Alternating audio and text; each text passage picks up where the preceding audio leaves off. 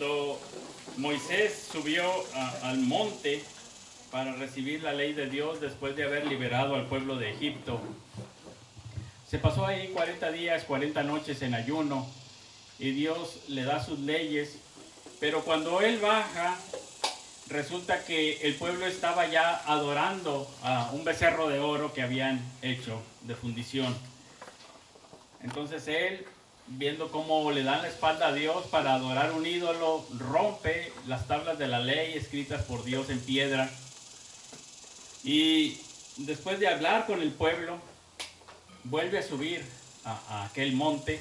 Otros 40 días dice que estaba ahí para hablar con Dios, y Dios le da nuevamente las leyes, pero antes de ello le dice: Moisés, revélame tu gloria, muéstrame tu gloria, porque Dios le había dicho que ya no iba a ir con ellos, que mejor mandaba algún ángel. Total, era un pueblo muy rebelde que iba a estar yéndose a la idolatría. Y Dios le dice: te voy a mandar mejor un ángel contigo y no voy a ir. Moisés le dice: si tu presencia no va con nosotros, pues no nos saques de aquí, mejor ya no vale la pena, ¿verdad? Lo único que valía era que Dios iba con ellos. Dios los sacó de Egipto con mano poderosa, con señales, con milagros. Los pasó a través del mar y les dio sus leyes. Entonces Dios dice: está bien, los voy a perdonar. Y cuando le va a mostrar su gloria, lo mete en una hendidura ahí en el monte y le dice: yo voy a hacer pasar todo mi bien delante de ti. Y cuando él está ahí escondido, ese pueblo, ese monte temblaba, ese monte humeaba, había fuego, había terremoto, pero de pronto escucha la proclamación de Dios, que Él es misericordioso, piadoso, lento para la ira, grande en misericordia, y que se compadece y perdona. Y esa era la manifestación de la gloria de Dios. Muchos años después, el profeta Elías va a tener algo similar cuando él está escapando de la reina Jezabel, que lo quiere matar. El pueblo está adorando a los dioses Baal, Acera, dioses de aquellos lugares. Y después de haber retado a los profetas de Baal y todo, pareciera ser que había sido como que una conquista lo que hizo el profeta Elías, pero se va porque tiene amenazas de muerte. Huye, camina, corre 40 días, llega otra vez a ese monte y Dios lo esconde en una hendidura, en una cueva, igual que Moisés. Igual el pueblo en la idolatría, él viene otra vez con Dios y dice que ahí escondido en la hendidura pasó un gran terremoto, pero le dice: Dios no estaba en el terremoto. Después pasó un viento fuerte, y Dios no estaba en ese viento, en ese torbellino. Después pasó un gran fuego, y dice que Dios no estaba en el fuego. Y tras ello vino un silbo apacible, y ahí es donde estaba Dios. Es decir, es la misma proclamación que tuvo Moisés, pero en vez de que con palabras, con símbolos. Está queriendo decir que el carácter de Dios no era el fuego, no era el terremoto, no era el torbellino. El carácter de Dios era ese silbo apacible, esa vida tranquila, apacible, de un Dios misericordioso y compasivo, un Dios perdonador. Y eso es lo que sucede luego en el pasaje que leímos de Hechos capítulo 2. Algo similar. Ahora los creyentes, en aquel entonces Elías decía: ya nada más quedo yo y me van a matar. Y Dios le dice: no, todavía quedan 7,000 que no han doblado su rodilla ante Baal. Tú no los ves, tú crees que ya no hay nadie. Desde tu perspectiva ha fracasado la misión. Todos están entregados a la idolatría. Y dice: no, yo me he reservado un remanente fiel. 7,000 hombres que no han doblado su rodilla ante Baal. Y cuando llegan aquí en Hechos, las cosas han cambiado. Aquí el pueblo no es precisamente que esté entregado a la idolatría, pero Hace 50 días antes de Hechos 2 acababan de crucificar a Jesucristo, al Hijo de Dios, que es casi como ser idólatra, como celebrar la Pascua sin Jesús. Es lo que hicieron. Y entonces ellos no están en una hendidura, en una cueva, ellos están en un aposento alto. No es nada más uno, ahí están 120 unidos, orando. Han pasado 40 días, no con Dios en el monte, sino con el Señor Jesucristo resucitado, que se les aparece con ellos y les da instrucciones, los consuela, les da mandamientos, los perdona, los restaura, come con ellos. Y ahora se fue y ellos quedaron en el aposento alto. Y entonces viene un viento. Y dice ahí Hechos que vino un temblor. Pero podemos decir que Dios no estaba en ese torbellino ni en ese temblor. Y viene un fuego, pero no es aquel fuego que quema y que deshace y que destruye, sino que parece ser como son pequeñas lenguas de fuego que se ponen cada uno, y es la presencia de Dios. Y viene sobre ellos el Espíritu Santo, que es como ese silbo apacible, esa manifestación de la gloria de Dios en un Dios misericordioso, cercano, que quiere un compañerismo con el ser humano, que perdona, que recibe, que llena, que entra en comunión con el ser humano. Y ahí inicia la iglesia. Ahí inicia la iglesia en este momento que es similar a aquellos otros momentos, pero más grande y glorioso. Y ellos empiezan a hablar las maravillas de Dios. Empiezan a hablar el mensaje de salvación, bellas palabras de vida, y las empiezan a hablar en diferentes idiomas, de tal manera que predican el evangelio y se convierten en 3,000. Y uno diría, ya de Dios, te están faltando, dijiste que había 7,000 que no habían doblado su rodilla ante Baal, y que predican el evangelio otra vez y se convierten en otros 5,000. Ahí están, 8,000, hasta llevó pilón. No eran nada más 7,000, 8,000, y después de ahí se inicia la extensión del cristianismo hacia todo el mundo, hacia Grecia, Roma. Empezó a extenderse el cristianismo. Pero ¿cómo lo hizo? ¿Cómo se extendió el cristianismo? ¿Cómo vivieron ellos? ¿Cómo es esta iglesia inicial? ¿Cómo fue su forma de vida? ¿Cómo es que pudo permanecer también unida, dada que había una gran diversidad cultural, étnica, lingüística? ¿Cómo pudieron unificarse? Y aquí tiene mucho que ver el apóstol Pablo. El Nuevo Testamento tiene 21 epístolas, o sea, casi todas son cartas, pero en las epístolas de Pablo, que son las más abundantes, no vemos que dé a los creyentes un listado de cosas que hacer y que no hacer. Haz esto, no hagas esto, compórtate así, compórtate así. En vez de eso, lo que hace es dar principios teológicos para que ellos puedan encontrar las formas de aplicarlos.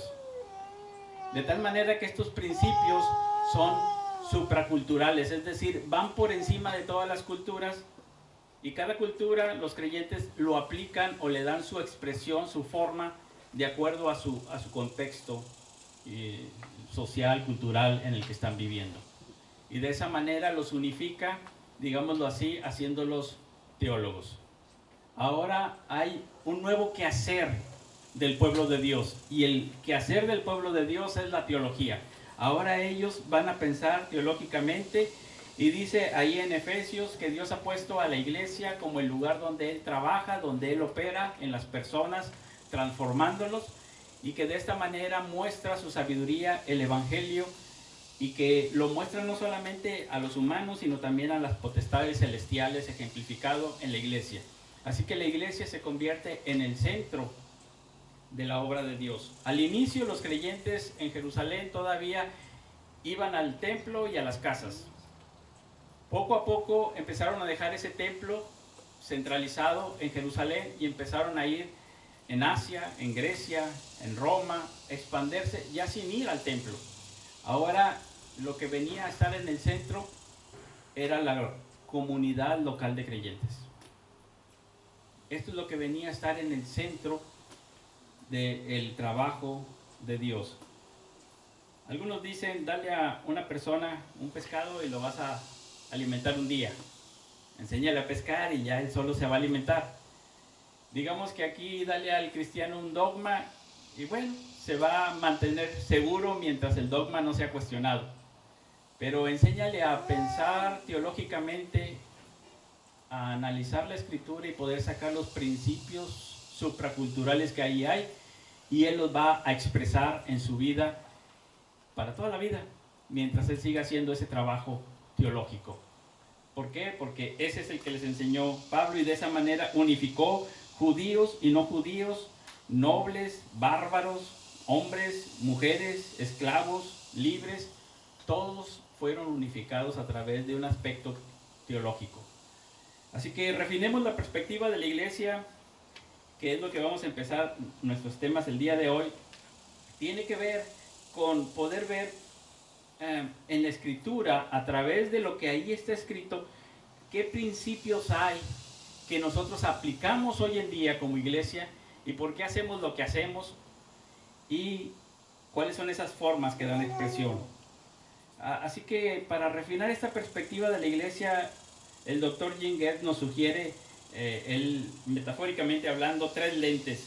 Como que dice, enfoca bien estas 3 lentes y vas a ver mejor lo que es la iglesia.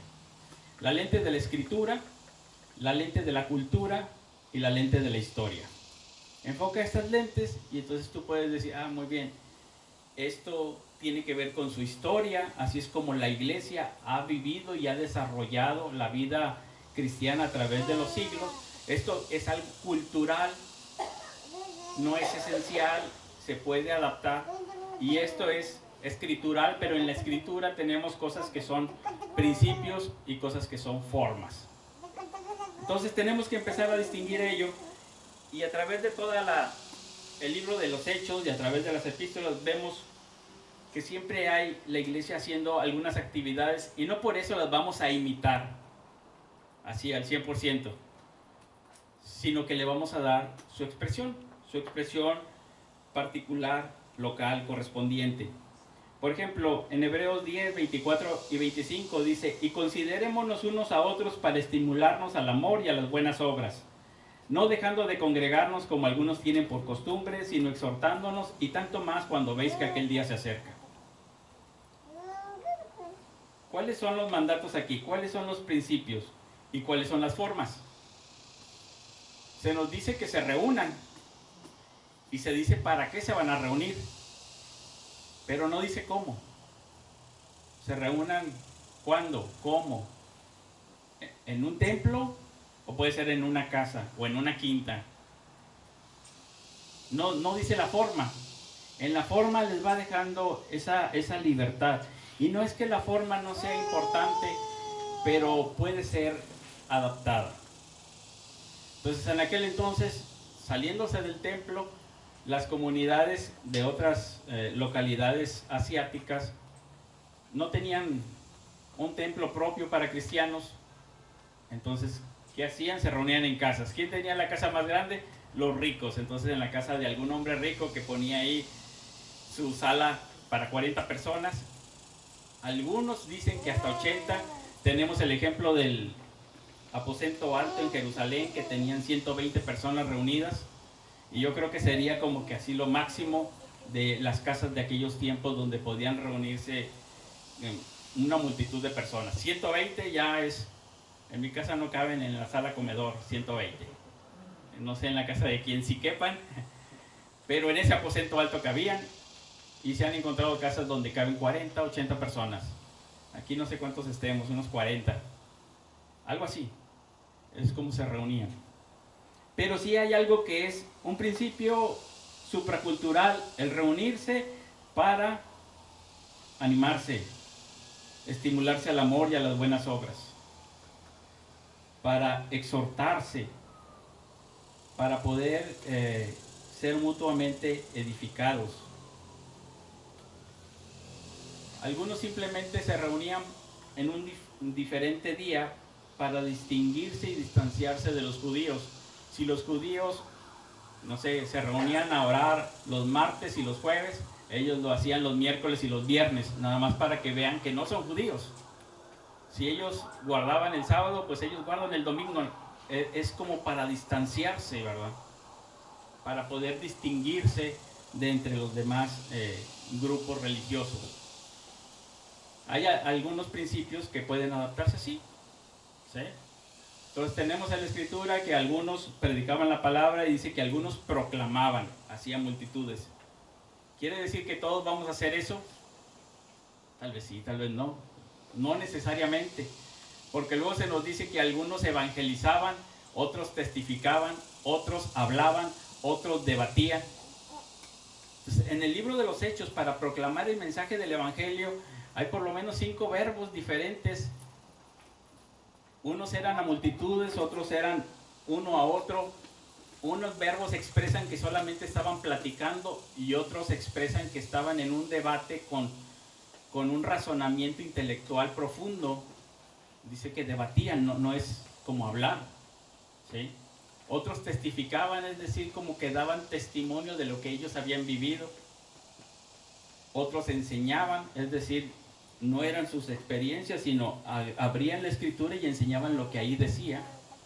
Entonces, hay maneras diferentes de hablarlo, con diferentes cargas y profundidades intelectuales, con diferentes alcances, uno a uno o en multitudes. Eso quiere decir que hay algo que se hace que es esencial, como el anunciar el evangelio, pero hay algo que es una forma que varía. Unos lo hacen de una forma, a multitudes, otros de otra forma, uno a uno. Unas formas parecen más intelectuales, como debatir y enseñar, y otras parecen más sencillas, como hablar o testificar. No importa, simplemente con que se esté realizando la función. Donde hay humanos siempre hay una función, y donde hay una función siempre se expresa a través de formas. Y las formas a veces son muy rígidas, que no las queremos cambiar porque pues es nuestra forma, ¿verdad? Pero la forma se puede cambiar. No es que no sea importante, sí es importante, y en ciertos casos es nuestra primer defensa contra la herejía. Cuando alguien quiere cambiar la forma, nos hace pensar, a ver, ¿por qué tenemos la forma? ¿Qué hay de fondo? Esa forma está expresando algo, y si lo quieres cambiar, ¿eso otro lo expresa o va en contra de lo que está de fondo? Sí, es como cuando nosotros, después de un buen tiempo de experiencia, agarras una nuez y sabes si la nuez está buena o no. Nada más por ver la cáscara y sentir su peso, dices, esta nuez está buenísima. ¿O no? La forma es importante. Ahora, no nos enamoramos de la forma de la nuez, no nos enamoramos de la cáscara. Cuidamos la cáscara porque sabemos que dentro hay sustancia. En ese sentido, no nos enamoramos de la forma de la religión. Sabemos que dentro hay sustancia. La forma es importante, pero hay algo esencial. Y no es exactamente que nos enamoremos de la forma, pero la forma nos puede servir para ser como nuestro primer indicador contra la herejía, contra la falsa enseñanza. Cuando nos mueven la forma y dicen, ¿por qué nos cambiaron aquí ahora la forma? Nos alerta, y al alertarnos pensamos. Entonces nos convertimos en una iglesia deliberante que puede ver y pensar juntos teológicamente y saber qué es lo que estamos haciendo, por qué lo hacemos y si es lo que el Señor nos mandó que hiciéramos. Entonces, esta es la primera parte: función y forma en nuestro quehacer teológico. Siempre que alguien viene con nosotros, de cuando en cuando llega alguien que por alguna razón nos hace una sugerencia. ¿Por qué no hacemos esto? Vengo llegando a la iglesia, ¿por qué no se hace aquí esto? A ver, ¿qué quieres hacer? No, eso no lo hacemos. Tenemos funciones, tenemos formas, y si no va de acuerdo a alguna función esencial de la iglesia, no tenemos que hacerlo, ¿verdad? Y algunas formas son más propias para nuestra cultura que otras. Entonces, adaptamos lo que vemos que es adaptable, pero no es que no pensemos en ello. Siempre estamos pensando en ello. Hay un pensamiento intencional a través de los tiempos de qué es lo que estamos haciendo con la iglesia. Ahora, Jesús ministró en una cultura judía, en una cultura samaritana, en una cultura romana, gentil, y a cada quien le habló de acuerdo a lo que era. Igual el apóstol Pablo, todavía más. Él se fue a la parte de Asia Menor, que era de un estilo, luego a la parte griega, que era de otro estilo, y a la parte romana, que tenía también otros valores culturales. Y dice ahí en 1 Corintios 9, 20 al 23, me he hecho a los judíos como judío para ganar a los judíos, a los que están sujetos a la ley, aunque yo no esté sujeto a la ley, como sujeto a la ley, para ganar a los que están sujetos a la ley, a los que están sin ley, como si yo estuviera sin ley, no estando yo sin ley de Dios, sino bajo la ley de Cristo, para ganar a los que están sin ley. Me he hecho débil a los débiles para ganar a los débiles, a todos me he hecho de todo, para que de todos modos salve a algunos, y esto hago por causa del Evangelio, para hacerme copartícipe de él. Está diciendo que de alguna manera hay cosas que él podía adaptar culturalmente en cada uno de los lugares a donde iba para proclamar el Evangelio y que éste pueda ser recibido. No renunciaba a las cosas esenciales, sino a las cosas que son de forma cultural. Entonces, yo recuerdo en una ocasión platicando con un pastor, no me acuerdo cómo salió la plática, pero él estaba en contra de que en una iglesia se tocara las alabanzas con acordeón. Y yo le decía, ¿y por qué? No, el acordeón, ¿cómo voy a tocar yo con el acordeón y a cantarle a Dios con acordeón? Porque me trae a mi mente el recuerdo de mis borracheras cuando yo no era cristiano y lo que hacía y la música que estaba de fondo era de acordeón. Era un ambiente así muy festivo, pero no era un buen comportamiento el mío. Y entonces a él la música de acordeón le traía esos recuerdos. Entonces decía en la iglesia, no quiero el acordeón. Él estaba reaccionando en contra de la borrachera, pero de paso se echaba el acordeón. El acordeón, ¿qué tenía de malo? Él no la llevaba. Él estaba pensando que estaba defendiendo algo de santidad, diciendo, yo estoy en contra de la borrachera. Pero no lo lograba distinguir cuál era la función y cuál era la forma y cuál era el fondo y la forma. Y para él se unían, se entremezclaban de tal manera que no podía distinguir la borrachera del acordeón y echaba todo fuera, ¿verdad? De una vez. Así en las iglesias, por ejemplo, hubo un tiempo en que estaba como vetado el tener una batería, porque era el tiempo del rock, era el tiempo de los rebeldes, de las chaquetas de cuero, y la batería era un símbolo de rebeldía. Entonces no lo pusieron para que no fuera de tropiezo. O sea, me hice a los regiomontanos de los 60 como regiomontano de los 60. ¿Para qué? Para que escuchen el Evangelio. Si vas a escuchar el Evangelio sacando esa batería, pues la saco, ¿sí? Ahorita ya no hay ningún problema. Cualquiera trae una chaqueta negra y escucha música con una batería, ¿no? Ahora aquí tenemos un teclado o una guitarra. Un tiempo la guitarra pues no era tan santa como un piano o un órgano. El órgano era el bueno. Entonces, eso es cultural. ¿Cuál es esencial? La alabanza a Dios con alegría, con gozo. El corazón gozoso alabando a Dios. Eso es función. La forma se va haciendo de acuerdo a los lugares. Ahorita entonamos unos cantos que son ingleses y decimos, ay, estos cantos de corte inglés, pues no es el estilo mexicano, pero nos hemos hecho a esa forma, ¿sí? Entonces tenemos cosas que son adaptables culturalmente hablando, y cuando refinamos la perspectiva de la iglesia tenemos que pensar en la escritura. ¿Qué dice la Biblia? ¿Y cuáles son esos principios esenciales de la Biblia? Tenemos que pensar en la cultura. ¿Cómo es esto culturalmente adaptable a nuestra situación norteña contemporánea? Eso somos, mexicanos, ¿sí? no cantamos estilo judío, porque no somos judíos. No, tal vez por allá hay algún canto, o no cantamos estilo africano o estilo mexicano del sur, porque estamos en el norte.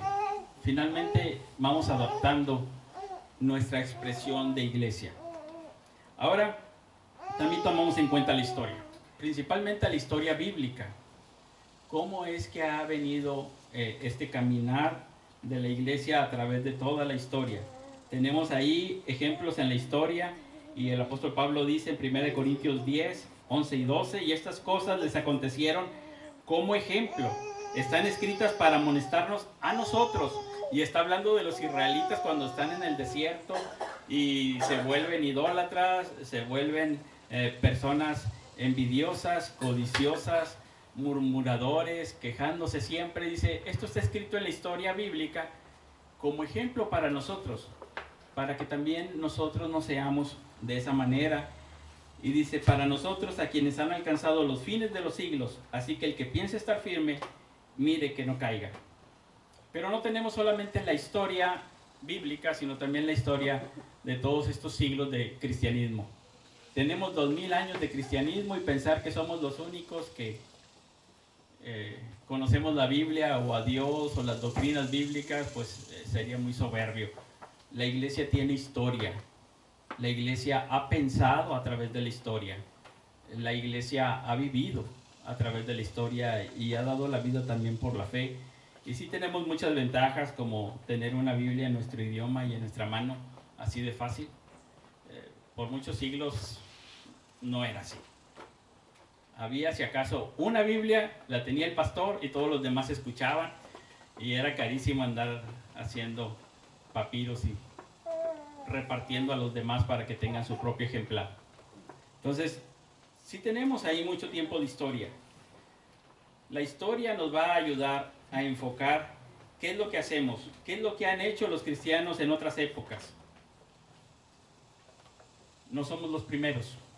En sistemas tenemos una premisa muy importante. Si se te ocurrió a ti, ya se le ocurrió a alguien más. Búscalo ahí, googlealo, busca en las comunidades de sistemas, y ya alguien lo hizo. Si a ti se te ocurre, ¿por qué no le voy a hacer que el programa haga esto y esto? Se me ocurre que puede hacer esto. Ya alguien lo pensó igual que tú. Y ya alguien lo hizo, y seguramente en sistemas son muy compartidos. Seguramente te lo están compartiendo en algún foro, lo encuentras y hasta te dan el código libre. Y ahora ya creo que le preguntan al chat, ¿verdad? Al chat ingenioso. ¿Y en qué código lo quieres? ¿En Python o en C o en qué lo quieres? Y te lo da. Entonces, ¿algo tiene que hacer la iglesia? Sí. ¿Somos los primeros en hacerlo? No, la iglesia tiene historia. Y siempre consideramos la historia. Hay una parábola que dice el Señor Jesucristo de los obreros que vinieron a trabajar a la viña. Y dice que llegaron a la primera hora y se pusieron a trabajar en la viña de su señor. Más tarde ese señor salió y vio que había unas personas sin salir a trabajar, estaban ahí esperando, y los dice, vénganse a mi viña. Y a la hora sexta viene y trae más para su viña. Dice que a la hora 11 todavía salió y vio que había algunos ahí. ¿Y ustedes qué están aquí todo el día sin trabajar? Dice, no, pues nadie nos ha contratado. Vénganse a mi viña y yo les daré lo que es justo. Llegaron a la hora 11, de 12 horas que trabajaban la jornada. En aquel entonces ya no es como ahora, que trabajamos 8 y si bien nos va.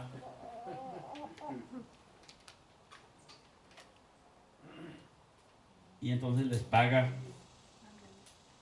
a los de la hora 11 un denario.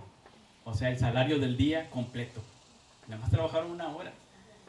Y vienen los siguientes y les da también su salario. Y el siguiente y el siguiente. Los que venían de la hora primera dijeron, no, a nosotros nos va a dar más. Y les da lo mismo, la paga de un día. Y dice, eres injusto, ¿por qué?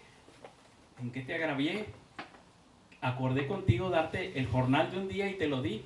Déjame darle a estos que llegaron a la hora 11 lo que yo quiera, es mi dinero. A ti te doy lo que es justo y a ellos les quise dar más. Bueno, en cuestión de iglesia, digamos que nosotros somos de la hora 11. No podemos decir que no tenemos historia. Tenemos tantas ventajas y beneficios. Dice que ya me calle esta cosa. Hemos llegado a la hora 11 y nosotros decimos, Dios, gracias porque llegué a esta hora cuando tú quisiste. Otros trabajaron ya mucho. A mí no me tocó hacer el trabajo pionero, ni sé qué es eso del trabajo pionero y de dar la vida por la Escritura y de firmar el Evangelio con la muerte.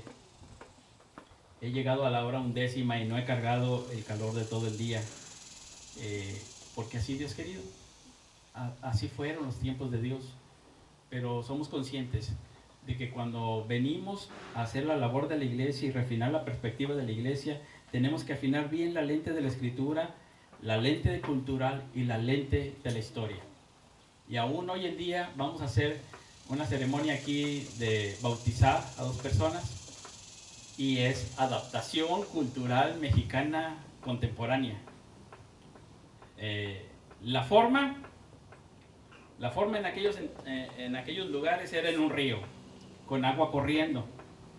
Si no había un río cerca, entonces lo hacían en agua estancada, en alguna laguna, en algún lugar así, ¿verdad? Si no había suficiente agua, entonces lo hacían por aspersión, porque no había más agua. Nosotros lo hacemos en agua estancada, pero en agua estancada con ciertos tratamientos que hacen que no esté el agua muerta, que esté bonita, que esté limpia, que esté transparente, ¿verdad? No lo estamos haciendo en agua de manantial o en agua viva, pero la esencia es la misma. Bautizarlos, como dice la Escritura, en el nombre del Padre, del Hijo y del Espíritu Santo, en el contexto del discipulado cristiano, enseñándoles que guarden todas las cosas que os he mandado, y con su presencia aquí yo estoy con vosotros todos los días hasta el fin del mundo. Hay algo esencial.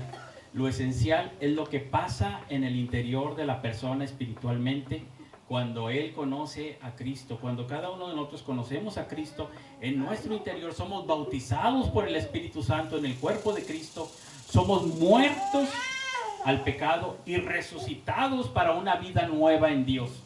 Espiritualmente morimos al pecado y vivimos para la justicia, vivimos para Dios. Ahí hay un sentido de justicia, de santidad, de novedad de vida.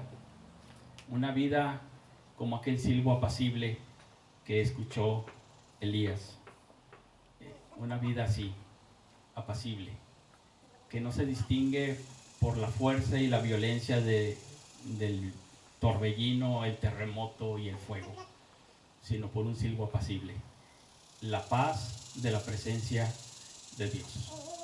Eso es lo que sucede en el interior. Exteriormente se le da forma con el bautismo. Esa es una, digámoslo así, expresión física, dramática de lo que sucedió internamente. Física, exterior, dramáticamente vamos a ver a una persona que muere sumergiéndose en el agua y sale resucitado como un hombre nuevo para vivir una vida nueva para Dios.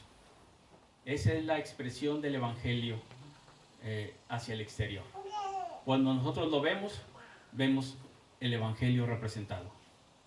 Eso es lo que Cristo vino a hacer en nuestras vidas y es lo que nosotros desarrollamos después como una filosofía bíblica del ministerio. Vamos a continuar con esto el próximo domingo, si Dios lo permite, enfocando estas 3 lentes y ver cuáles son las experiencias vitales que tenemos como iglesia cristiana. ¿Qué es lo que hacemos? ¿Por qué lo hacemos? De vez en cuando volvemos a estos principios que son la base del ministerio cristiano. No hacemos solamente imitando formas. No es decir, bueno, está esta forma y vamos a imitarla porque es la que está de moda. Cuando cambie, tomamos otra forma. Yo recuerdo una iglesia que incluso en un tiempo dijeron, en la Ciudad de México hace años, dijeron, vamos a hacer como la iglesia del primer siglo y vamos a vestirnos como los cristianos del primer siglo. Y su parámetro para vestirse era una película mexicana de Jesús viejita.